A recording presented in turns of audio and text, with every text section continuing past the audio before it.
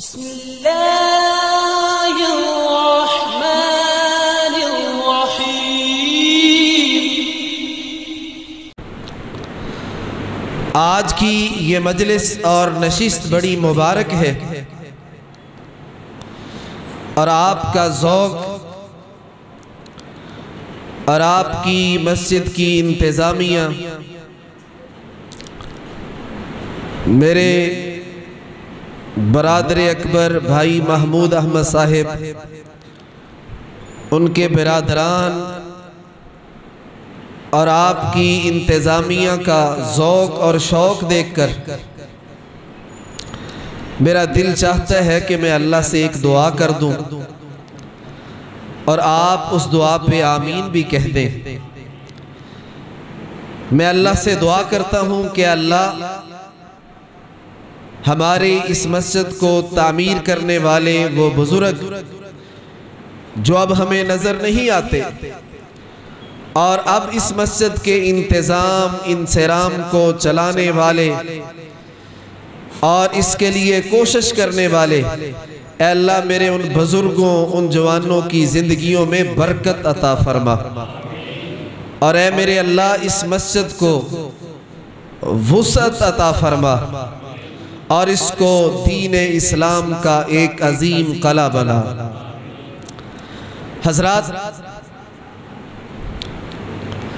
اس دنیا میں اللہ ذوالجلال کا پیغام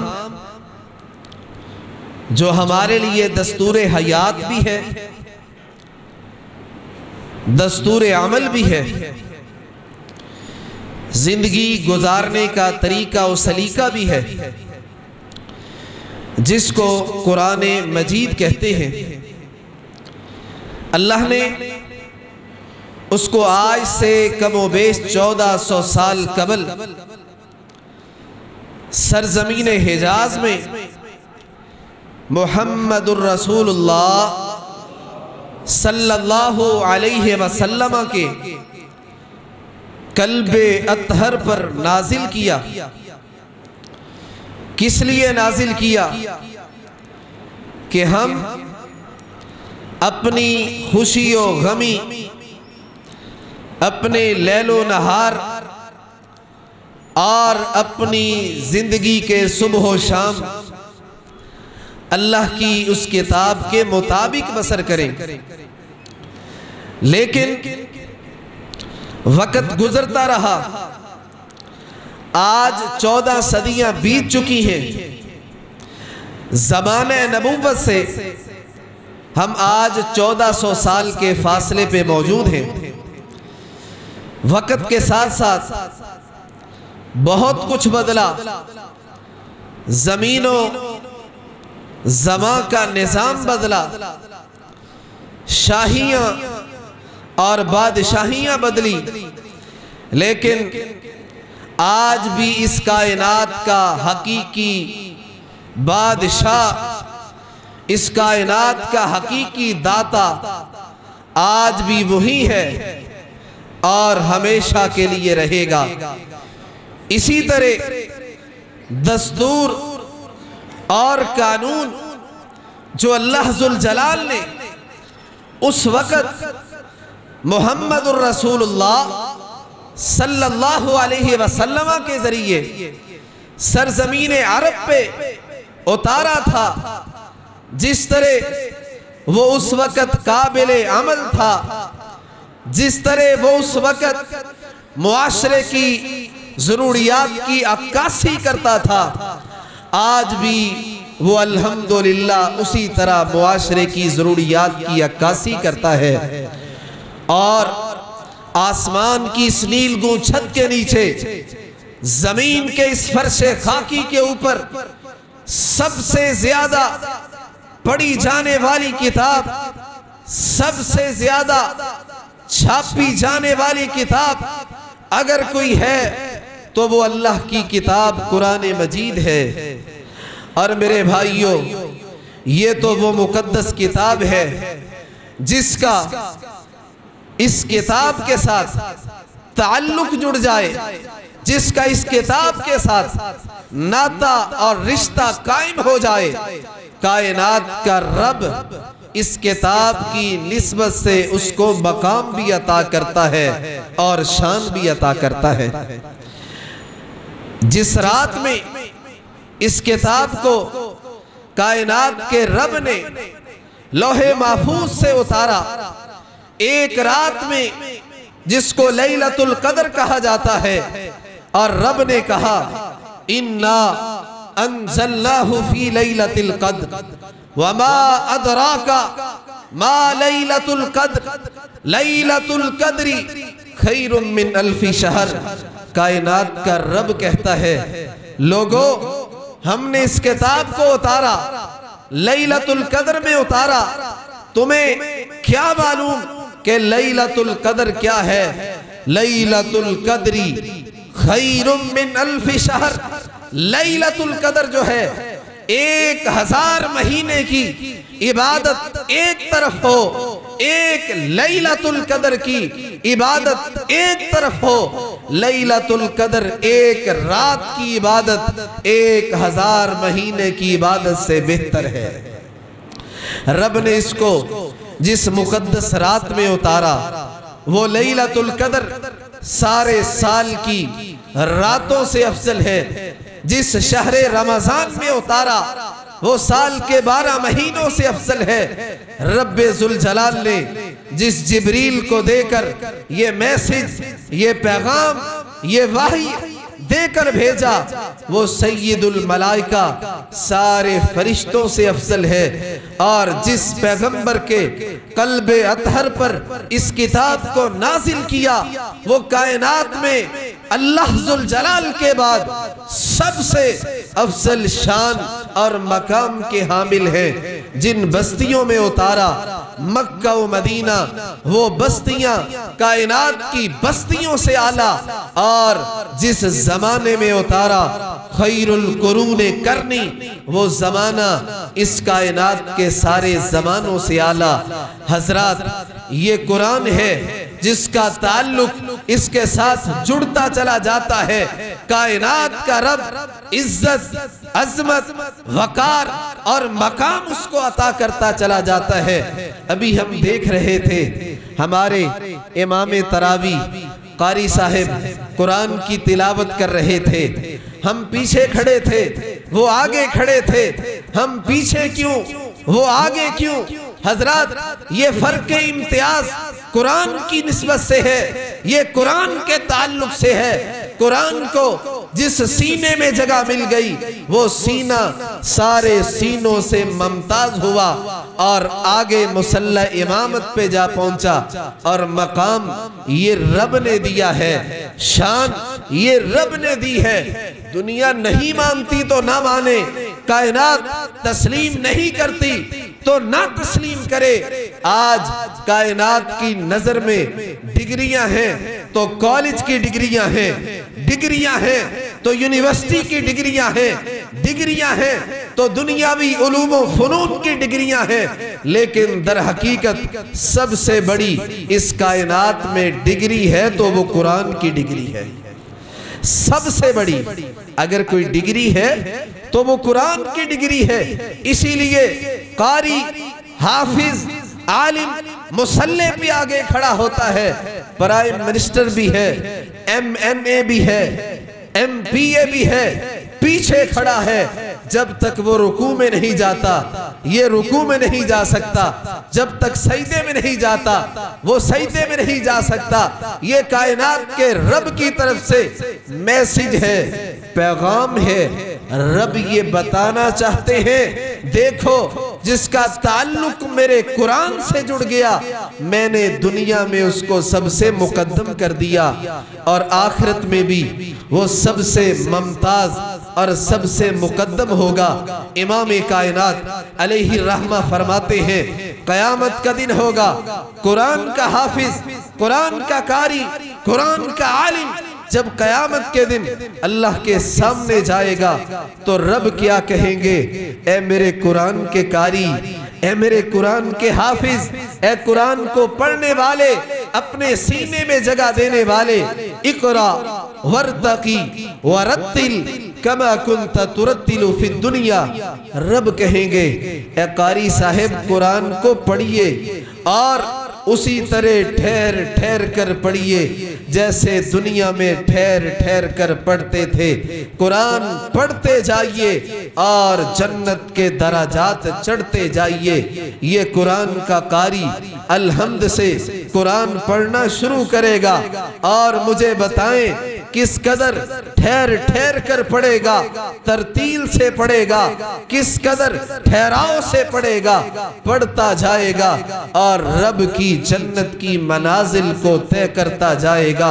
हजरात मोहतरम, ये कुरान का कारी है, ये कुरान का हाफिज है। रब ने इसका स्टेटस बुलंद किया, रब ने इसका मकाम बुलंद किया, रब ने इसका शान बुलंद किया। तो इस कुरान की निस्बत से हजरात इसके वालिदैन जो हाफिज और कारी के वालिदैन हैं रब की बारगाह में पेश होंगे। उल्बिसा वालिदाहु ताजन यौमल क़ियामा, कायनात का रब एक ताज पहनाएगा हाफिज के वालिदैन को, कारी के वालिदैन को। ज़ौहु अहसना मिन ज़ौइ शम्सी, उस ताज के अंदर जो नगीने लगे होंगे, जो मोती लगे होंगे, जो डायमंड लगा होगा, उसकी रोशनी आपके आसमान की सूरज की रोशनी से ज्यादा होगी। और लोग देख रहे होंगे ये कौन है, रशक करेंगे हाफिज वालिद को, वालिदा को जब ये एजाज, ये इज्जत तकरीम, ये शान, ये मकाम मिलेगा तो फिर काबिले रशक नजरों से उसको देखा जाएगा, क्योंकि उनके बेटे ने कुरान को हिफ्ज कर लिया था, उनके बेटे ने कुरान को याद कर लिया था। मैं आपसे ये गुजारिश करना चाहूंगा, अपने बच्चों को डॉक्टर बनाइए, अपने बच्चों को इंजीनियर बनाइए, अपने बच्चों को साइंस की तालीम दिलवाइए, जरूर दिलवाइए। हम इसके मुखालिफ नहीं हैं, ये भी दुनिया के उलूम व फनून हैं, हालात के तकाज़े हैं, इनको सीखना भी जरूरी है। लेकिन हजरात मोहतरम, सबसे बड़ी डिग्री जो आपके लिए दुनिया में मुमताज है, आखिरत में इज्जो शरफ की हामिल है, वो कुरान की डिग्री है। अपने बच्चों को इस डिग्री से कभी महरूम न कीजिए। जब आप इस दुनिया में होंगे आपके लिए ये एजाज होगा, ये हाफिज का वालिद है, ये हाफिज की वालिदा है। और जब इस दुनिया में जा चुकेंगे, नबी अलैहिस्सलातु वस्सलाम फरमाते हैं, एक शख्स कब्र में पड़ा है, शहरे खामोशा का बासी है, कब्र के जहान में पड़ा है, अचानक इसके दराजात में बुलंदी होती है, इसकी कब्र में वुसअत होती है, इसके अजाब से तकफीफ होती है। ये कहता है, ए मेरे रब, ये कैसे मुमकिन हुआ, मैं इस सख्ती से कैसे जानबर हुआ, मैं इस मुसीबत से कैसे मैंने राहत और आसानी पाई। तो कहा जाता है, बिइस्तिग़फ़ारी वालदी का लका, आज तेरे बेटे ने तेरे लिए दुआ की है, आज तेरे बेटे ने जो कुरान का आलिम है, जो कुरान का कारी है, जो कुरान का हाफिज है, आज हाथ उठाकर तेरे लिए दुआ की है। हजरात मोहतरम, जिन बच्चों को आप तालीम देते हो, सिर्फ साइंस की तालीम देते हो, सिर्फ डॉक्टर बनने की तालीम देते हो, दुनिया की उलूम व फनून की, वो दुनिया में तो आपके लिए बज़ाहिर बड़े ओहदे पे फाइज नजर आते हैं, लेकिन रब की बारगाह में ये मिस्कीन, ये चटाइयों पे बैठने वाला, ये मैला कुचैला लिबास पहनने वाला और ये अपनी सूरत हाल जो है मिस्कीनी की सूरत बनाने वाला, ये आपके लिए रब की बारगाह में मुमताज मकाम का हामिल होगा।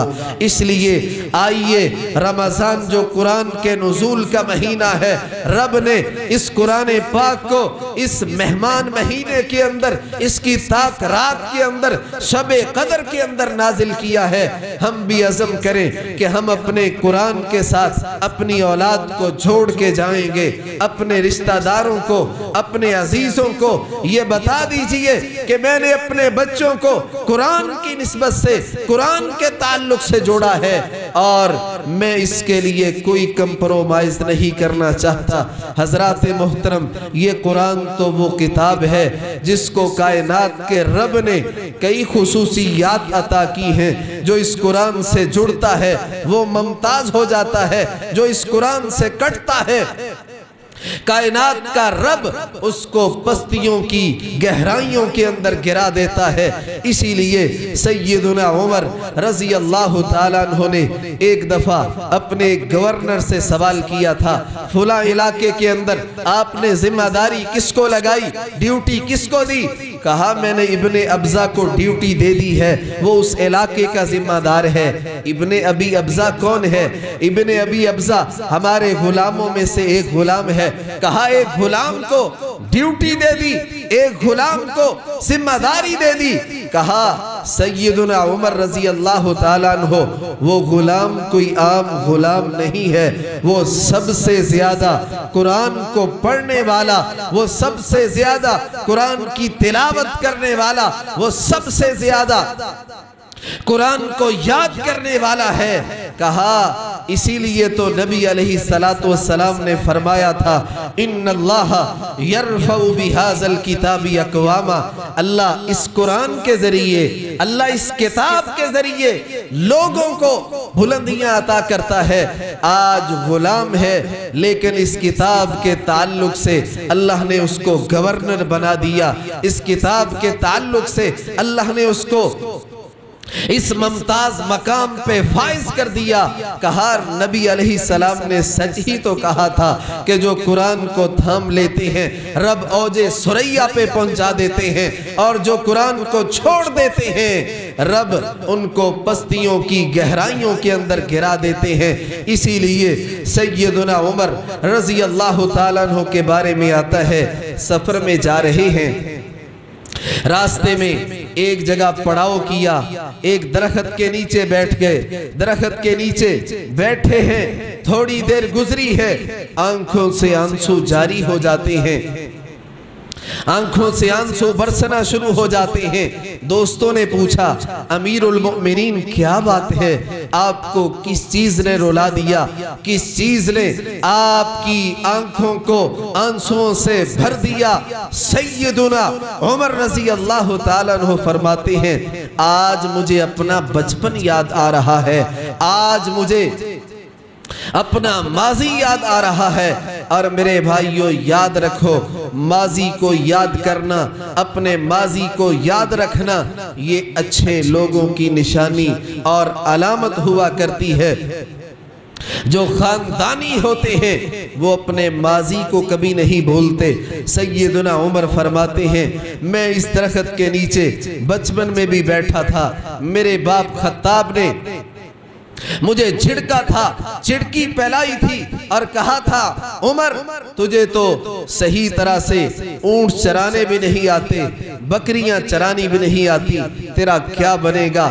کہا ایک وقت وہ تھا میرے باپ خطاب نے مجھے ڈانٹا تھا اور مجھے ڈانٹ ڈپٹ کی تھی، اونٹ چرانے بھی نہیں آتے۔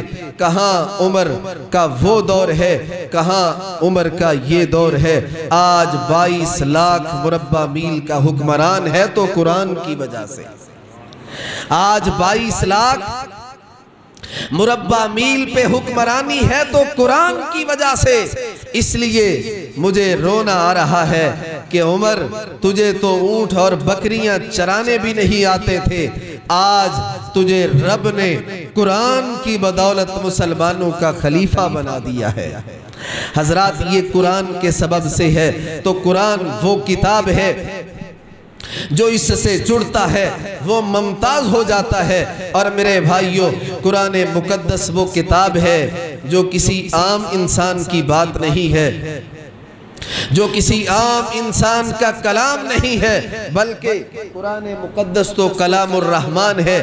رب نے قرآن میں کہا وَإِنَّهُ لَتَنزِيلُ رَبِّ الْعَالَمِينَ۔ لوگوں اگر قرآن کا تعارف پوچھنا چاہتے ہو تو سن لو، قرآن یہ رب کا کلام ہے، اس کو نازل کرنے والا اس کائنات کا خالق ہے، اس کائنات کا مالک ہے، اس نے اس قرآن کو نازل کیا ہے۔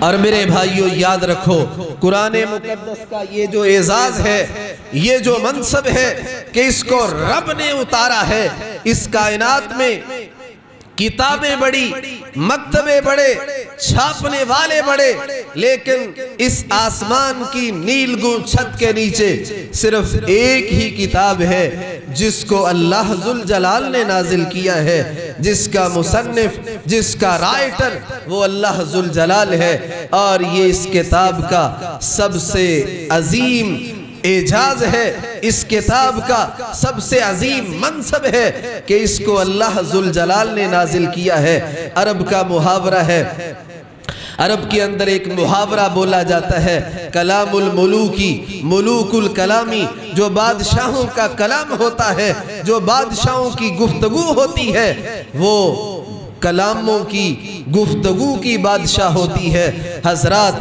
جس طرح سٹیٹس بڑھتا ہے، مقام بڑھتا ہے، اس طرح آپ کا ایک ایک جملہ، آپ کا ایک ایک لفظ قیمتی ہوتا چلا جاتا ہے۔ اس کی ایک مثال دینا چاہتا ہوں۔ آپ کے یہاں گلی میں کوئی عام انسان کوئی ایسا جملہ کہہ دے جو قابل گردن زدنی ہو، کوئی ایسا کلمہ بول دے جو گستاخی پہ محمول ہوتا ہو، حضرات اس کو کچھ لوگ سنیں گے، اگنور کر دیں گے، کچھ لوگ سنیں گے، اس کو جھٹک دیں گے، چلیں یہ تو ایسے ہی بولتا رہتا ہے۔ لیکن وہی جملہ، وہی کلمہ آپ کی مسجد کا امام بولے، وہی جملہ، وہی کلمہ آپ کا پرائم منسٹر بولے، آپ کا وزیر اعلیٰ بولے، تو اس جملے کی سنگینی بڑھ جاتی ہے۔ جس طرح کلام کرنے والے کے سٹیٹس سے کلام کی سنگینی، اسی طرح یہ تو اللہ ذوالجلال کا کلام ہے، وہ بادشاہوں کا بادشاہ ہے، وہ کائنات کا خالق ہے،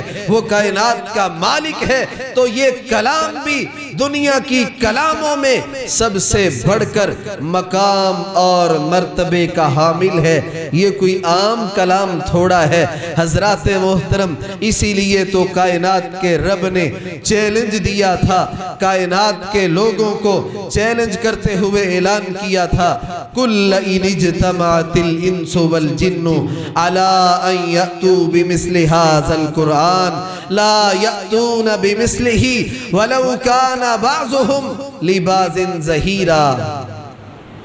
اللہ نے یہ چیلنج دیا تھا آج سے 1400 سال پہلے عرب کی سرزمین پہ عرب کے لوگوں کو اپنی فصاحت و بلاغت پہ بڑا ناز تھا، اپنے آپ کو فصیح و بلیغ کہتے، باقی تمام کو عجم گونگے سے تعبیر کرتے۔ کائنات کے رب نے محمد الرسول اللہ صلی اللہ علیہ وسلم کے قلب اطہر پر قرآن کو نازل کیا تو یہ چیلنج کیا، اے مکہ کے لوگوں، اے مشرکین مکہ، تمہیں اس بات پہ بڑا ناز ہے کہ ہم بڑی فصیح و بلیغ گفتگو کرتے ہیں، ہمارے قصیدے وہ بیت اللہ میں لٹکے ہوئے ہیں، ہمارے شعراء کے کلام جو ہے وہ سنے اور پڑھے جاتے ہیں۔ رب کہتے ہیں اگر اتنا ہی ناز ہے، آؤ پھر میدان کے اندر کُلَّ إِنِ اجْتَمَعَتِ الْإِنسُ وَالْجِنُّ عَلَىٰ أَن يَأْتُوا بِمِثْلِ هَٰذَا الْقُرْآنِ، اللہ کہتے ہیں اگر پوری روئے زمین کے جن و انس جمع ہو جائیں اور قرآن جیسا کلام لانا چاہیں، لا یأتون بمثلہ، قرآن جیسا کلام نہیں لا سکتے، وَلَوْ كَانَ بَعْضُهُمْ لِبَعْضٍ ظَهِيرًا، ایک دوسرے کے معاون بن جائیں، مددگار بن جائیں، ایک دوسرے کے ساتھ تعاون کرنے والے بن جائیں، لیکن قرآن جیسا کلام نہیں لا سکتے۔ رب نے یہ چیلنج کیا۔ آج 14 صدیاں بیت چکی، کسی کو یہ جرت نہیں ہوئی کوئی قرآن جیسی ایک آیت، ایک سورت یا قرآن جیسا کلام ہی پیش کر سکے، کیونکہ یہ کلام الرحمن ہے، یہ اللہ ذوالجلال کا کلام ہے۔ حضرات محترم، اور پھر اس قرآن کا اعجاز یہ ہے، اس میں رب نے تاثیر رکھی ہے، اس میں اثر رکھا ہے۔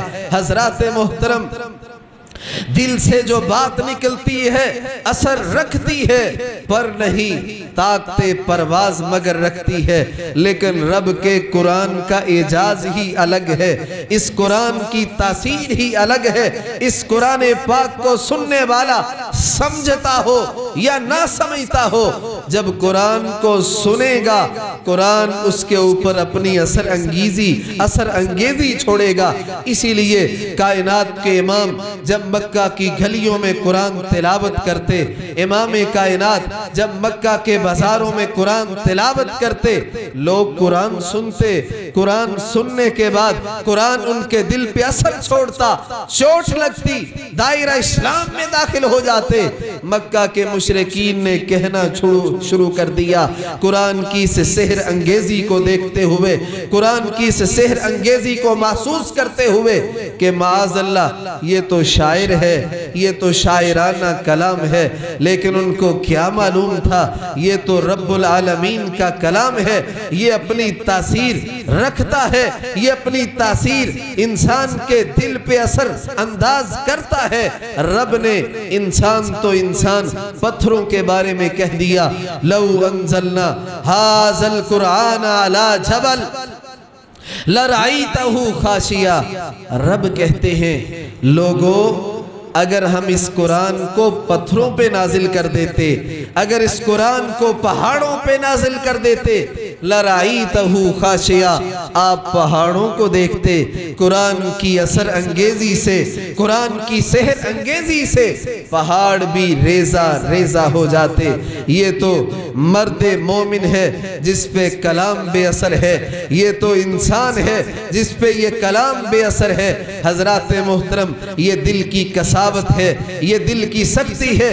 कुरान सुनते चले जाते हैं लेकिन दिल की बंजर जमीन नहीं बदलती। हजरात मोहतरम, कुरान ने तो अपना असर छोड़ा था। हम देखते हैं नबी अलैहिस्सलातु वस्सलाम के सहाबाए किराम में कितने सहाबा थे, कुरान सुना, इस्लाम कबूल किया। सैयदुना उमर आए थे, बड़े जज्बात थे, बड़ा वलवला था।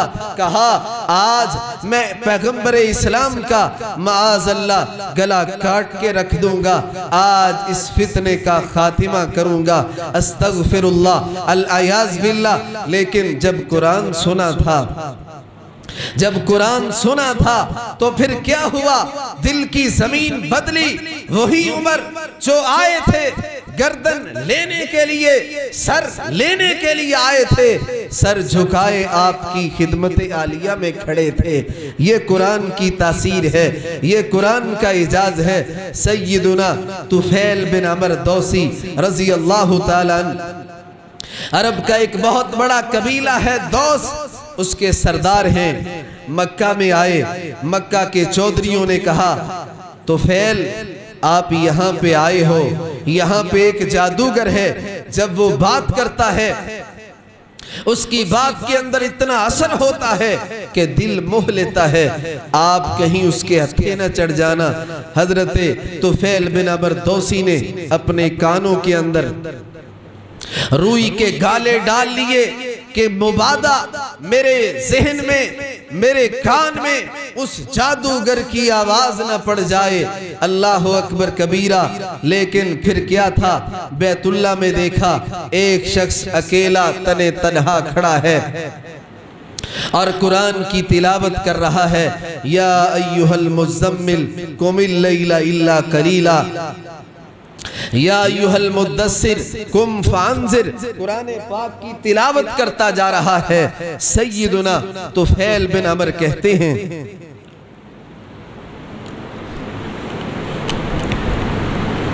मैंने इस शख्स की बात सुनी, तिलावत सुनी, मैंने कहा तुफैल तू खुद भी सरदार है, एक कबीले का सरदार है, समझदार है। क्या हुआ, अगर उसकी बात अच्छी होगी तो उसको एप्रिशिएट किया जाएगा, अगर उसकी बात अच्छी ना हुई इस कान से सुनेंगे, इससे निकाल देंगे। अपने कानों से रूही निकाल दी। नबी अलैहिस्सलातु वस्सलाम बैतुल्ला में खड़े हैं, कुरान की तिलावत कर रहे हैं। تلاوت سنتے رہے یہاں تک کہ کہنے لگے طفیل تو سمجھدار ہے، یہ کوئی شاعر بھی نہیں ہے، یہ کوئی مجنون بھی نہیں ہے، یہ کوئی پاگل بھی نہیں ہے، اس کی باتوں میں کمال کی بلاغت ہے، اس کی باتیں تو انتہائی گہرائی تک جا رہی ہیں، اس لیے تجھے سوچنا ہوگا یہ باتیں کوئی عام باتیں نہیں ہیں۔ طفیل نے سنا، جب سنا دل کی زمین بدلی تو زبان سے کلمہ جاری ہوا، اشہد ان لا الہ الا اللہ واشہد ان محمدن عبدہ ورسولہ۔ حضرات یہ قرآن نے انقلاب پیدا کیا تھا، قرآن کو سنا، زمین بدل گئی، دل کی بنجر زمین بدلتی چلی گئی۔ اور یہاں پہ ہی بس نہیں ہے، مکہ کے وہ چودھری جو سارا دن یہ ڈھنڈورا پیٹتے محمد الرسول اللہ صلی اللہ علیہ وسلم کے قریب نہ جانا، آپ کی بات نہ سن لینا، یہ تو جادوگر ہے، کہیں تمہیں اپنے جادو کے سحر میں جکڑ نہ لے۔ رات کو اپنے بستروں پہ لیٹتے تھے لیکن نیند نہیں آتی تھی اور اپنے بستر پر کروٹیں بدلتے تھے۔ جب اللہ کے نبی بیت اللہ میں آ کے تہجد کی نماز ادا کرتے، قرآن کی تلاوت کرتے، وہ تہجد کا وقت، وہ سحری کا وقت، اور اللہ کے نبی بیت اللہ میں کھڑے قرآن کی تلاوت کر رہے ہوں، حضرات کیا منظر ہوگا، کیا ماحول ہوگا۔ آج ہم بیت اللہ میں جاتے ہیں، وہاں پہ ائمہ حرمین جب تلاوت کرتے ہیں تو یوں معلوم ہوتا ہے آسمان سے ابھی یہ کلام نازل ہو رہا، اور وہ منظر کیا ہوگا جب قرآن کے سب سے بڑے قاری محمد الرسول اللہ صلی اللہ علیہ وسلم تلاوت کر رہے ہوں گے، بیت اللہ میں خاموشی ہوگی، سناٹا ہوگا۔ یہ عرب کے مکہ کے سردار ابو جہل، ابو سفیان، اخنس بن شریک، عاص بن وائل، یہ سارے کے سارے بیت اللہ کے پردوں کے پیچھے چھپ کر قرآن کی تلاوت سن رہے ہوتے تھے۔ اور پھر جب اللہ کے نبی قرآن کی تلاوت ختم کرتے، یہ وہاں جی ابو سفیان کدھر سے آئے، جی آپ کدھر سے آئے، جی آپ کہاں سے آئے، آخر بات کھل جاتی، جی مجھے نیند نہیں آ رہی تھی، میں نے کہا محمد یہاں پہ تلاوت کر رہے ہوں گے، ذرا چل کے سنتے ہیں، ذرا چل کے تلاوت کا جو مزہ ہے، سرور ہے، لیتے ہیں۔ کہنے لگے یہ تو غلط بات ہے، ہم لوگوں کو روکتے ہیں اور خود تلاوت سنتے ہیں، چلو عزم کیجئے کل نہیں آنا، کل نہیں آئیں گے۔ حضرات محترم اگلی رات آ جاتی، پھر ان کی یہ کیفیت ہوتی، کروٹیں بدلتے، محمد الرسول اللہ کی تلاوت سننے کے لیے، قرآن کی تلاوت سننے کے لیے تڑپتے، بے چین ہو جاتے۔ حضرات محترم پھر آ جاتے کہ وہ تو نہیں آئے ہوں گے، آج میں چلا جاتا ہوں، میں سن کے آتا ہوں۔ اگلے دن پھر یہ منظر ہوتا، آخر تیسرے دن انہوں نے قسمیں ڈال لی، آئندہ سے ہم نہیں آئیں گے۔ حضرات یہ قرآن کی تاثیر ہے، یہ قرآن کا اعجاز ہے کہ اس کو جب سنا جاتا ہے تو پھر یہ اپنا اثر ضرور چھوڑتا ہے۔ آج شاید ہمارے دلوں کی زمین اتنی بنجر ہو چکی، اتنی ویران ہو چکی، پورا مہینہ گزر چکا، قرآن سنتے ہوئے ابھی تبدیلی نہیں آئی، پورا مہینہ گزر چکا، قرآن پڑھتے ہوئے ابھی تبدیلی نہیں آئی۔ حضرات کہیں یہ تو نہیں کہ ہمارے دل کہیں پتھر سے بھی زیادہ سخت ہو چکے ہیں، اس لیے قرآن مقدس کا یہ اعجاز ہے، جو بھی اس کو سنتا ہے قرآن اس پہ اپنا اثر چھوڑتا ہے۔ حضرات محترم آئیے اللہ کی اس کتاب کے ساتھ اپنا تعلق مضبوط کریں، اللہ کی اس کتاب کے ساتھ اپنا تمسک مضبوط کریں۔ نبی علیہ السلام نے اپنی زندگی میں جو آخری وصیت کی تھی وہ یہی تھی۔ اللہ کے نبی فرماتے ہیں ترکت فیکم امرین لن تزلوا ما تمسکتم بہما کتاب اللہ و سنت رسولہ۔ اللہ کے نبی فرماتے ہیں میری امت کے لوگوں میں جا رہا ہوں، لیکن دو چیزیں میں تمہارے اندر چھوڑ کر چلا ہوں، دو چیزیں تمہارے اندر چھوڑ کر جا رہا ہوں۔ جب تک ان کو مضبوطی سے تھامے رکھو گے، ان پہ عمل پیرا رہو گے، ان کو اپنی زندگی میں داخل کیے رکھو گے، کبھی گمراہ نہیں ہوگے، کبھی بھٹکو گے نہیں۔ وہ دو چیزیں کون سی ہیں؟ کتاب اللہ، ایک اللہ کی کتاب ہے قرآن کی شکل میں، وَسُنَّتُ رَسُولِهِ، اور دوسری نبی علیہ السلام کی سنت ہے حدیث کی شکل میں۔ اس لیے حضرات محترم اس قرآن پاک سے، یہ رمضان میں قرآن پاک نازل ہوا، تقاضا کیا ہے؟ ہم قرآن سے اپنا تعلق مضبوط کریں، قرآن سے اپنا تمسک مضبوط کریں، ہمارا اٹھنا بیٹھنا قرآن ہو، اوڑھنا بچھونا قرآن ہو، خوشی غمی قرآن ہو، ہماری زندگی کے جمی معاملات، ہماری تجارت، ہماری معیشت، ہماری معاشرت، سب کچھ ہو قرآن کے مطابق ہو۔ جب یہ چیز ہوگی تو پھر آسمان سے آواز آئے گی، ادخلی فی عبادی وادخلی جنتی، اب میرے بندوں میں داخل ہو کے میری جنت کا مہمان بن جا۔ جب یہ منظر ہوگا، حضرات قرآن سے تعلق جوڑنے کی ضرورت ہے، قرآن سے اپنا ناطہ مضبوط کرنے کی ضرورت ہے، قرآن کے نسبت سے جڑنے کی ضرورت ہے۔ آج اس وقت میں ہمیں سب سے زیادہ قرآن سے تعلق بنانے کی ضرورت ہے۔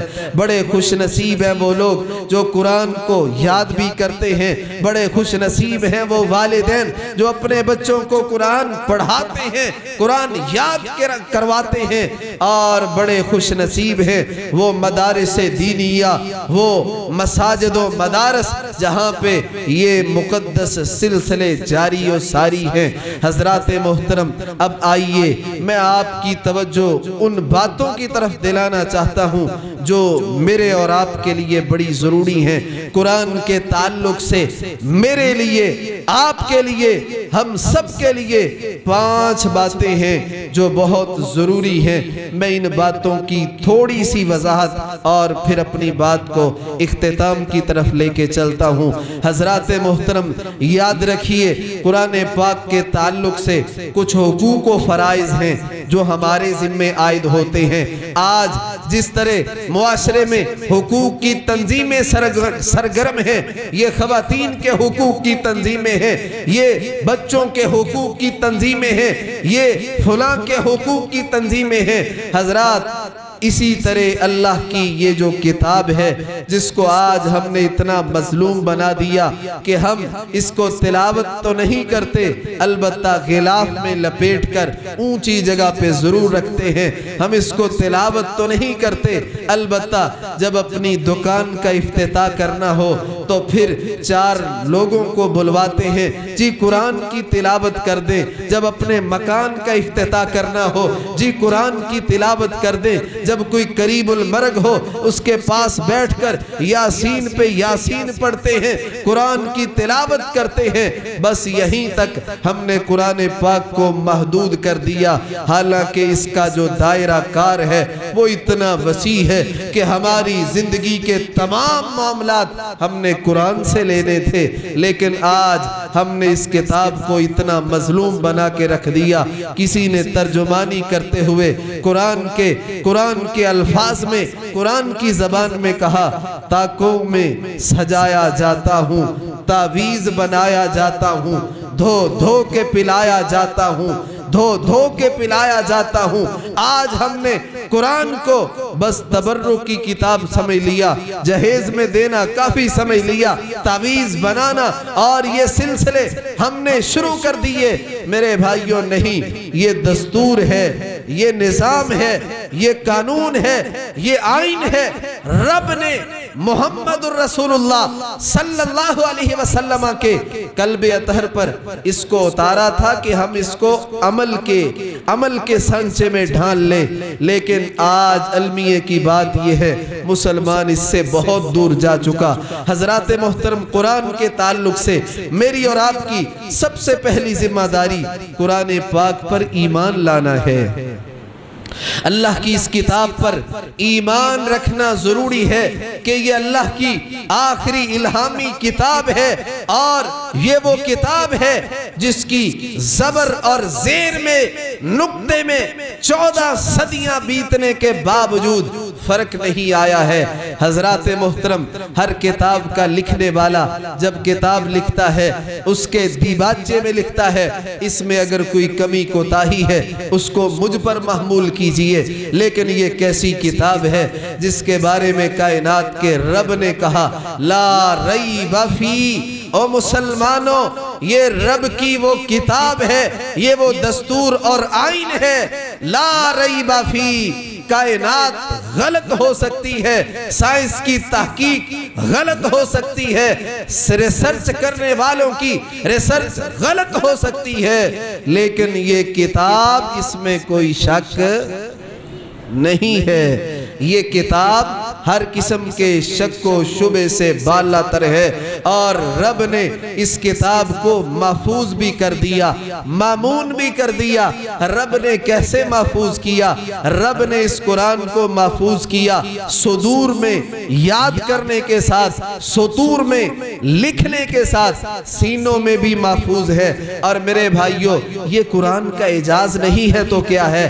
آج دنیا میں کتابیں بڑھی، آج دنیا میں ڈائجسٹ بڑھے، آج دنیا میں میگزین بڑھے، دنیا میں رسالے بڑھے، لیکن کوئی کتاب لکھنے والا بھی اپنی کتاب کو یاد کرنے کا نہ دعوے دار ہو سکتا ہے اور نہ ہی یہ ممکن ہے۔ لیکن یہ قرآن کیسی کتاب ہے؟ 30 پارے ہیں، 114 سورتیں ہیں، 540 رکوع ہیں، 6666 آیتیں ہیں۔ حضرات، سب کچھ محفوظ ہے، اور 12 سال کا بچہ ہے، 10 سال کا بچہ ہے، 15 سال کا بچہ ہے، 20 سال کا جوان ہے، قرآن سینے میں محفوظ ہو جاتا ہے، قرآن سینے میں یاد ہو جاتا ہے۔ حضرات محترم، پھر جب مصلی پہ کھڑا ہو کے سناتا ہے تو ہم تعجب کرتے ہیں۔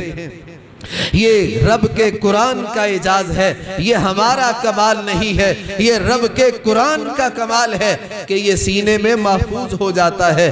حضرات محترم، قرآن پر ایمان لانا کہ یہ قرآن اسی طرح محفوظ و مامون ہے جس طرح کائنات کے رب نے اس کو نازل کیا تھا، یہ ہماری سب سے پہلی ذمہ داری ہے۔ قرآن کے تعلق سے دوسری بنیادی ہماری ذمہ داری یہ ہے کہ اللہ کی اس کتاب کو تلاوت کیا جائے۔ حضرات محترم، قرآن کی تلاوت کرنا، قرآن کو پڑھنا، زندگی کا وظیفہ اور روٹین بنانا، یہ ہماری ذمہ داری ہے۔ رب نے اس کتاب کو بھیجا ہی اس لیے ہے۔ رب نے کہا الذین آتیناہم الکتاب یتلونہ حق تلاوتی۔ اللہ کہتے ہیں ہم نے اس کتاب کو نازل کیا، کتاب دی ہے، یتلونہ حق تلاوتی، وہ اس کو تلاوت کرتے ہیں جیسا کہ اس کی تلاوت کرنے کا حق ہے۔ اس کے دو معنی ہیں کہ قرآن پاک کو روٹین کے ساتھ، معمول کے ساتھ تلاوت کرتے ہیں، یہ قرآن کی تلاوت کا حق ہے، یا پھر اس کا دوسرا معنی قرآن پاک کو تجوید کے ساتھ پڑھتے ہیں، مخارج کی مکمل ادائیگی کے ساتھ پڑھتے ہیں۔ حضرات، رب کی کتاب کو تلاوت کرنا جہاں پہ متبرک ہے وہاں پہ اجر و ثواب بھی ہے۔ نبی علیہ السلام فرماتے ہیں کائنات کے لوگوں، جو قرآن کا ایک لفظ پڑھ لیتا ہے، کائنات کا رب اس کے نام اعمال میں 10 نیکیاں درج کر دیتا ہے۔ لفظ ایک ہے، نیکیاں 10 ہیں، اور فرمایا میں یہ نہیں کہتا الف لام میم ایک حرف ہے، بلکہ الف علیحدہ حرف ہے، لام علیحدہ حرف ہے، میم علیحدہ حرف ہے۔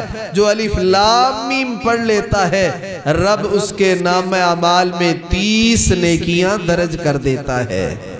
یہ قرآن پاک کا اعجاز ہے۔ تو قرآن پاک کو تلاوت کرنا حضرات محترم معمول بنائیے۔ ہمارے سلف کیسے تھے؟ قرآن پاک کے روزانہ 10 پارے تلاوت کرتے، 3 दिन गुजरते कुरान पाक को मुकम्मल तिलावत कर लिया करते। और फिर हमारे सलफ इसी तरह अपनी रूटीन और मामूल ये बनाते कि 1 हफ्ते में कुरान पाक की तिलावत करें। आप देखते हैं कुरान की 7 मंजिलें हैं। ये 7 मंजिलें क्यों हैं? हमारे सलफ सालेहीन ने ये मामूल बनाया हुआ था, उनकी ये रूटीन थी कि वो रोजाना 1 मंजिल जितना कुरान पाक तिलावत करते। उधर से हफ्ता खत्म होता, उधर से कुरान की तिलावत मुकम्मल हो जाती। और अगर ये नहीं तो कम अज कम 2 पारे, 2 नहीं तो 1 पारा, 1 महीने में 30 पारे, 30 दिन गुजरे, 30 पारों की तिलावत मुकम्मल हो जाए। हजरात मोहतरम, ये बहुत बड़ा अमल है। आज हम अपने सोशल मीडिया के लिए तो वक़्त निकालते हैं, आज हम डाइजेस्ट के लिए तो वक़्त निकालते हैं, आज हम अखबार के लिए तो वक़्त निकालते हैं, लेकिन कुरान की तिलावत वो शायद हमारे मामूल में नहीं है। मेरे भाइयों, कुरान पाक की तिलावत को अपना मामूल बना लीजिए।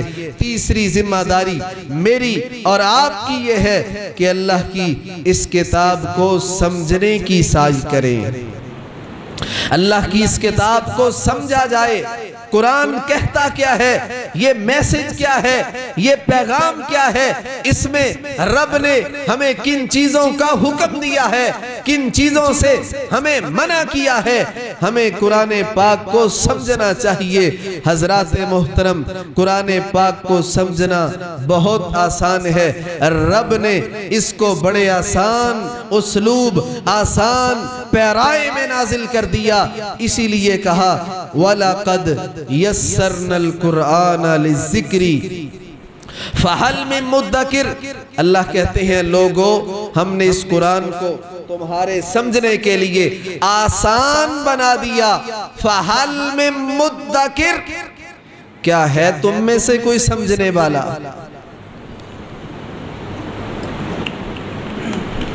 अल्लाह ने यहां पे इस्तिफ़हाम बोला, और इस्तिफ़हाम यहां पे इसलिए बोला कि हमारा जवाब क्या होता है।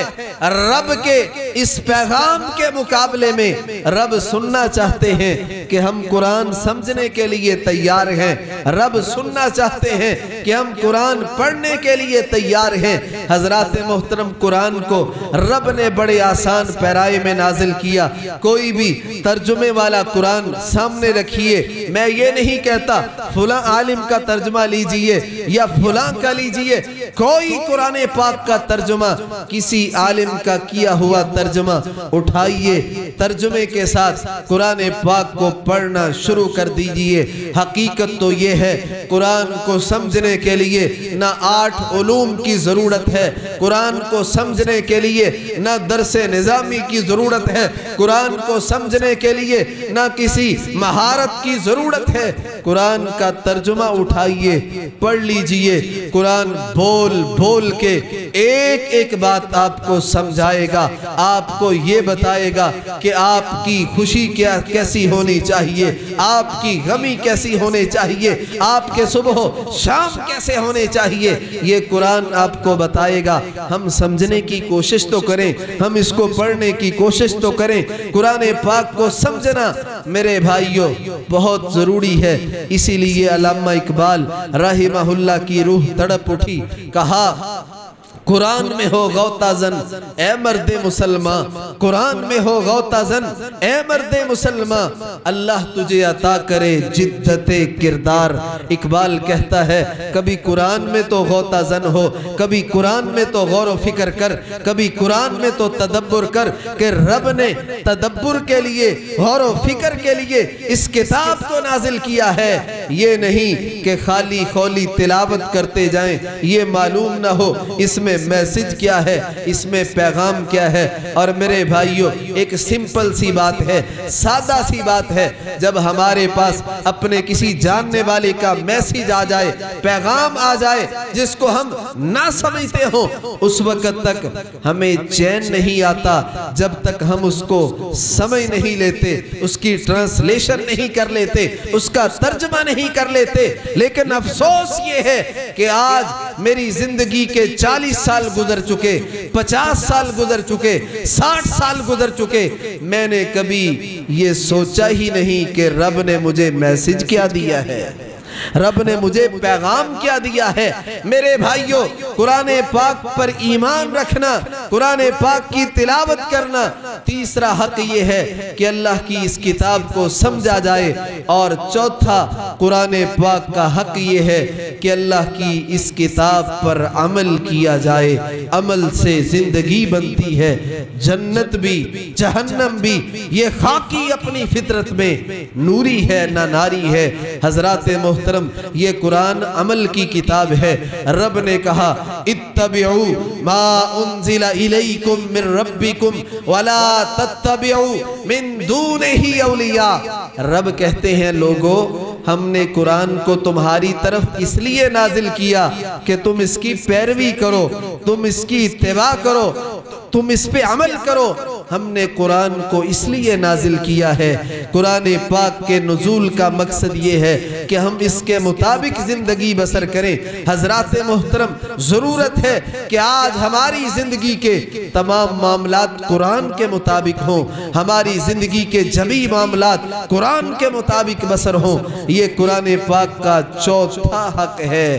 لیکن آج مسلمانوں نے قرآن پاک کے ساتھ یہ ستم کیا کہ قرآن پاک کو احترام تو بہت دیا، قرآن پاک کو قبر نہ کی جائے، اس کو ریشمی غلاف میں لپیٹ دیا جائے، اس کو اونچی جگہ پہ رکھا جائے، لیکن جو قرآن کو سمجھنے کا اور قرآن کو نازل کرنے کا مقصد تھا، اس سے ہم کوسوں دور چلے گئے۔ آج ہمیں نظام جمہوریت تو پسند ہے، آج ہمیں غیروں کا دیا ہوا نظام تو پسند ہے، لیکن یہ رب کا دیا ہوا نظام پسند نہیں ہے۔ اسی لیے آج بھٹک رہے ہیں، اسی لیے آج ذب و حالی کا شکار ہیں، اسی لیے آج پستی کی گہرائیوں میں گرے ہوئے ہیں۔ اللہ کے نبی نے سچ ہی تو کہا تھا، ان اللہ یرفع بہذا الکتاب اقواما، جو قرآن پہ عمل کرنے والی قومیں ہوتی ہیں اللہ ان کو بلندیاں عطا کرتا ہے۔ عرب کے وہ لوگ جن کو عرب کے صحرائی اور بدو کہا جاتا تھا، جب انہوں نے قرآن پاک کو عمل کی زندگی کے اندر ڈھال لیا تھا، پھر رب نے کائنات کا غلبہ، اقتدار، حکومت، سلطنت سب کچھ ان کے قدموں میں نچھاور کر دیا تھا۔ اور آج ایک ہم ہیں کہ قرآن کو چھوڑ کر ذب و حالی کا شکار ہو چکے۔ اقبال تڑپ اٹھا، کہا وہ معزز تھے زمانے میں مسلمان ہو کر، وہ معزز تھے زمانے میں مسلمان ہو کر، اور ہم خار ہوئے ہیں تارک قرآن ہو کر۔ میرے بھائیو، یہ کوئی معمولی مقدمہ نہیں ہے، یہ بہت بڑا مقدمہ ہے۔ قیامت کا دن ہوگا، وَقَالَ الرَّسُولُ يَا رَبِّ إِنَّ قَوْمِ اتَّخَذُوا هَذَا الْقُرْآنَ مَحْجُورًا۔ قرآن کہتا ہے اللہ کے پیغمبر رب کی بارگاہ میں مدعی ہوں گے، مدعی مقدمہ ہوں گے، اور قرآن چھوڑنے والے مدعا علیہ ہوں گے۔ رب کی بارگاہ میں پیغمبر یہ مقدمہ کریں گے، یہ FIR کٹوائیں گے کہ یہ وہ لوگ تھے جنہوں نے قرآن پہ عمل کرنا چھوڑ دیا تھا، جنہوں نے قرآن کے مطابق زندگی بسر کرنا چھوڑ دیا تھا۔ مجھے بتائیے تب ہم کیا جواب دیں گے؟ رب کے پیغمبر جب مقدمہ کریں گے ہماری حالت کیا ہوگی، ہماری کیفیت کیا ہوگی؟ اس لیے آئیے قرآن سے عملی طور پہ تمسک کیجئے، مضبوط کیجئے، چھوڑیے اماموں کی بات کو، چھوڑیے فقہا کی بات کو، چھوڑیے مفتیان کی بات کو، اطیعوا اللہ و اطیعوا الرسول کو اختیار کیجئے، رب کے قرآن پہ عمل کو مضبوط کر لیجئے۔ حضرات محترم، اللہ کی اس کتاب کا پانچواں اور آخری حق یہ ہے کہ اللہ کی اس کتاب پر جیسے ہم ایمان لا چکے، جیسے اس کی تلاوت کرتے ہیں، اس کو سمجھتے ہیں، اس پہ عمل، اور آپ کی پانچویں ذمہ داری یہ ہے کہ اللہ کی اس کتاب کو آگے پہنچانے کی سعی کی جائے۔ قرآن کو آگے پہنچانا، قرآن کے پیغام کو آگے پھیلانا، یہ ہم سب کی ذمہ داری ہے جب ہم یہ دعویٰ کر رہے کہ قرآن عالمگیر کتاب ہے، جب ہم یہ دعویٰ کر رہے اسلام عالمگیر مذہب ہے، تو میرے بھائیوں پھر اس کے پیغام کو پورے عالم تک، پوری ورلڈ تک، پوری دنیا تک پہنچانا یہ بھی ہماری بنیادی ذمہ داری ہے۔ رب نے تو اپنے پیغمبر کو کہا تھا یا ایھا الرسول بلغ ما انزل الیک من ربک وان لم تفعل فما بلغت رسالتہ۔ رب نے کہا اے میرے پیغمبر، اے میرے حبیب، آپ جو رب نے آپ کی طرف وحی کر دی ہے اس کو پہنچا دیجئے، اور اگر آپ نے ایسا نہیں کیا فما بلغت رسالتہ، تو پھر آپ نے اپنے رسول ہونے کا حق ادا نہیں کیا۔ نبی علیہ السلام تو رب کے اس فرمان کی روشنی میں کھڑے ہوئے عرب کے صحرا میں 23 سال کے اندر وہ انقلاب پیدا کر دیا کہ وہ بجلی کا کڑکا تھا یا صوت ہادی، عرب کی زمین جس نے ساری ہلا دی۔ کائنات کے امام نے 23 سال کے اندر وہ انقلاب پیدا کیا اس قرآن کی دعوت کے ذریعے، اس قرآن کے پیغام کے ذریعے، کہ وہ انقلاب پوری دنیا کے لیے ایک مثال بن کے رہ گیا۔ حضرات محترم، نبی علیہ السلام تو اس پیغام کو پہنچا چکے، اور حجۃ الوداع میں کم و بیش 1.5 لاکھ صحابہ اکرام کہہ چکے اللہ کے رسول آپ نے نہ صرف پہنچا دیا بلکہ پہنچانے کا حق ادا کر دیا۔ اب ہم کیا کر رہے ہیں؟ جبکہ نبی علیہ السلام نے کہا تھا فَلْيُبَلِّغْ الشَّاهِدُ الْغَائِبُ، جو موجود ہیں وہ یہ میسج، یہ آئین، یہ قانون، یہ دستور ان لوگوں تک پہنچا دے جو یہاں پہ موجود نہیں ہیں۔ صحابہ نے بھی پہنچا دیا۔ آج ہم کہاں کھڑے ہیں؟ ہاتھوں پہ ہاتھ دھر کے بیٹھے ہیں۔ ہماری یہ ذمہ داری تھی، ہم نے یہ پیغام پہنچانا تھا۔ حدیث بخاری ہے، نبی علیہ السلام فرما رہے بلغوا انی ولو آیا، میرے امت کے لوگوں تمہارے پاس ایک آیت کا بھی علم ہو تو تمہاری ذمہ داری ہے اس کو آگے پہنچا دو، اس کو آگے لوگوں کو سنا دو، یہ تمہاری ذمہ داری ہے۔ کیونکہ مسلمان کی زندگی کا تو مقصد ہی فقط یہ ہے کہ میری زندگی کا مقصد تیرے دین کی سرفرازی، میں اسی لیے مسلمان، میں اسی لیے نمازی۔ تیری زندگی کا مقصد تو یہ تھا کہ رب کے دین کی دعوت دنیا کے کونے کونے تک پہنچ جاتی۔ تیری زندگی کا مقصد تو یہ تھا کہ رب کا پیغام پوری دنیا میں پہنچ جاتا، لیکن تو کن بکھیڑوں میں پڑ گیا، تو کن چکروں میں پڑ گیا۔ آج اس پیغام کو پہنچانے سے پہلو تہی اختیار کر لی۔ حضرات محترم، یہ قرآن کے تعلق سے وہ بنیادی ذمہ داریاں ہیں جو میرے اور آپ کے اوپر عائد ہوتی ہیں، ہر مسلمان کے اوپر عائد ہوتی ہیں۔ سب سے پہلی چیز قرآن پاک پر ایمان لانا، دوسرے نمبر پر قرآن پاک کی تلاوت کرنا، اس کو روزانہ اپنے معمول کے وظیفے میں شامل کرنا، تیسرے نمبر پر اللہ کی اس کتاب کو سمجھنا کہ اس میں میسج کیا ہے، رب ہمیں کہتے کیا ہے، ہم سے چاہتے کیا ہیں، چوتھے نمبر پر اللہ کی اس کتاب کو عمل کے قالب میں ڈھالنا، اور پانچویں نمبر پر میری اور آپ کی یہ ذمہ داری ہے کہ اللہ کی اس کتاب کو سمجھنے کے بعد، اللہ کی اس کتاب پر عمل کرنے کے بعد، اس کتاب کے میسج کو پوری کائنات تک پہنچانا، یہ ہماری ذمہ داری ہے۔ آئیے رمضان کی ان گھڑیوں میں، ان ساتوں میں اپنے گریبان میں جھانکیے، ہم قرآن کے تعلق سے کہاں کھڑے ہیں، قرآن کی نسبت سے ہمارا کردار کیا ہے، قرآن کے تعلق سے ہماری صورتحال کیا ہے۔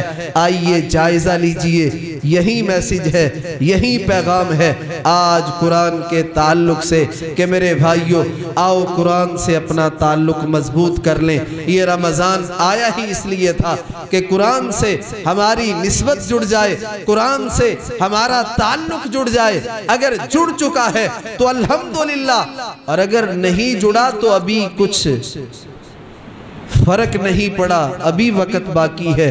آئیے قرآن سے تعلق جوڑ لیجئے۔ اللہ سے دعا ہے اللہ مجھے اور آپ کو قرآن کریم سے تعلق جوڑنے والا بنائے۔ اللہ کریم ہماری غلطیوں کی اصلاح فرما دے، اور رمضان کی ہماری جتنی بھی عبادات ہیں اللہ ان کو اپنی بارگاہ میں شرف قبولیت عطا فرمائے۔ وآخر دعوانا ان الحمد للہ رب العالمین۔